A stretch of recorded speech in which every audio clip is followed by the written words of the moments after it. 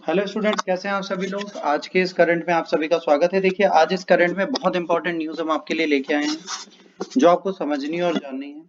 China एक बहुत important segment लेके चल रहा है जो आप समझे, अगर आपको समझ में आए तो।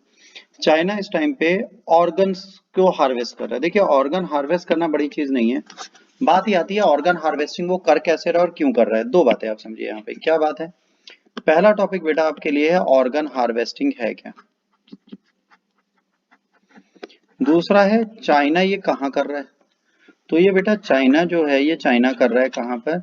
ये चाइना बेटा कर रहा है आपका जिंगजैंग प्रोविंस में। जिंगजैंग प्रोविंस आपका कहाँ पर है? उइगुर मुस्लिम्स जहाँ पाए जाते हैं। तो ये एक तरीके से एक एथनिक ग्रुप और एथनिक ऑर्गेनाइजेशन के अगेंस्ट खड़ा है। ये पहली बात है कि एथनिक ऑर्गेनाइजेशन को ऑलमोस्ट खत्म करने की कोशिश में लगा हुआ है। इस चीज को समझने की जरूरत है। तो ये दो बातें हमें ध्यान रखनी है। पहली कि किस तरह ये ऑर्गन हार्वेस्टिंग करता है। दूसरी, क्या ये एथिकल है कि नहीं है।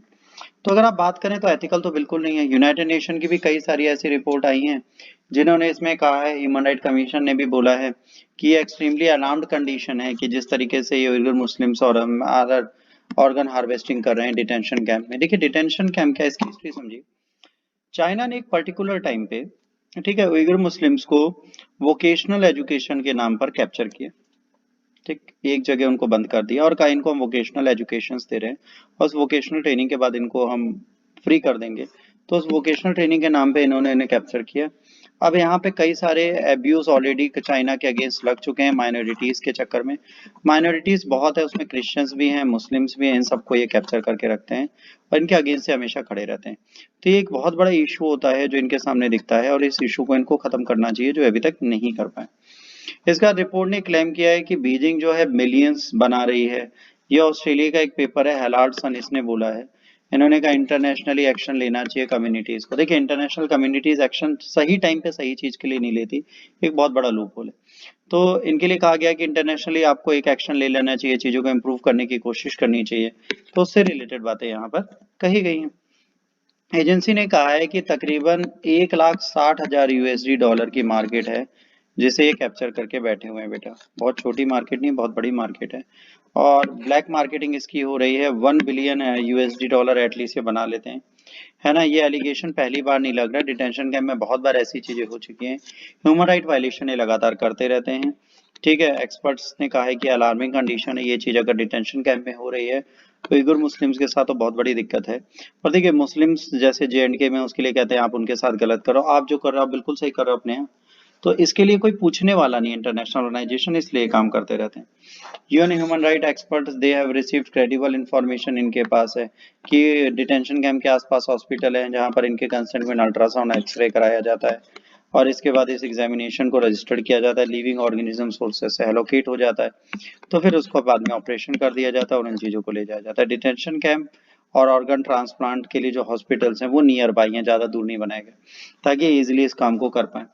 तो नंबर ऑफ ऑपरेशन आज तक परफॉर्म हुए तकरीबन 80,000 उइगर मुस्लिम्स कंट्रीज में, जो 2017 से 2018 तक ट्रैफिक किए गए हैं फैक्ट्रीज एंड ऑल में। और आज भी वो हैं। देखिए, यहाँ पर जितने लोग डिटेंशन कैंप में गए वो कभी वापस देश नहीं पहुंचे, वो गायब हो गए, अपने उस प्रोविंस में वापस नहीं जा पाए। तो सबको पता है अगर ये गए एक बार तो वापस कभी नहीं आ पाएंगे।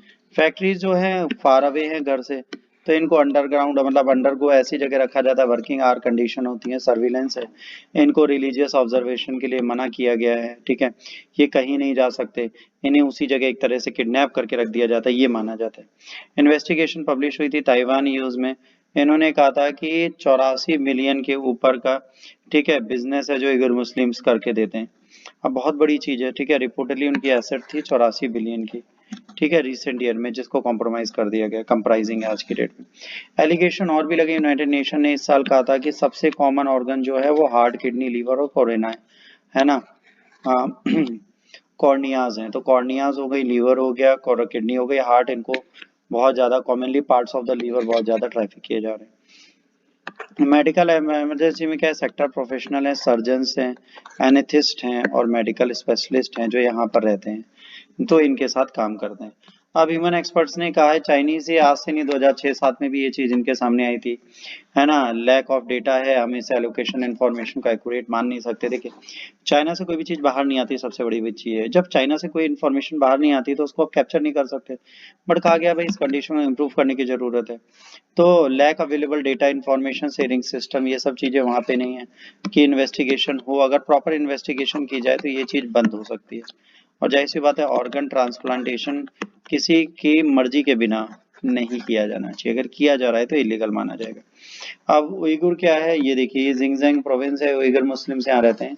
चाइना का एक मेन पर्पस है कि जितने भी एथनिक ग्रुप हैं, रिलीजियस कम्युनिटीज हैं, उनको खत्म किया जाए। तो यहाँ पे मुस्लिम्स पे सबसे ज्यादा रिस्ट्रिक्शंस लगाएं, सबसे ज्यादा जातियां मुस्लिम्स के साथ होती हैं, उनको कोई भी काम करने की परमिशन यहाँ नहीं है। बट फिर भी वर्ल्ड फोरम बिल्कुल शांत रहता है इन सब चीजों को लेके। इंडिया में कुछ ऐसा होता है तो उसके लिए बोलता है, बट इस वर्ल्ड फोरम में बिल्कुल पीसफुल बैठा है।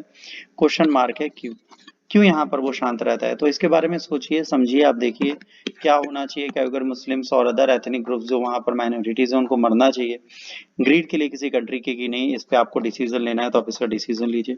आज इस लेक्चर में इतना ही। Thanks for watching. अगर आपको अच्छा लगा तो प्लीज लाइक शेयर सब्सक्राइब करिए। अगले वीडियो तक के लिए जय हिंद, वंदे मातरम।